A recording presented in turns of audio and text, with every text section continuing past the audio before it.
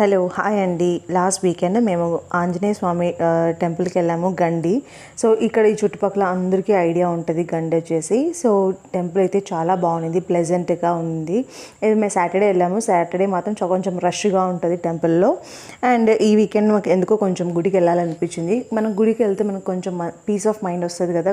కొంచెం మనసులో ఏదైనా బాధ ఉన్నా లేదన్నా ఏదైనా మనకు మూడ్ అవుట్గా ఉన్నా కూడా కొంచెం గుడికి వెళ్ళేసి వస్తే నాకైతే కొంచెం ప్లెజెంట్గా అనిపిస్తుంది. అండ్ అక్కడ నుంచి వచ్చేటప్పుడు మా పిల్లలు అయితే ఈ ప్యారెట్ బొమ్మను తెచ్చుకున్నారు.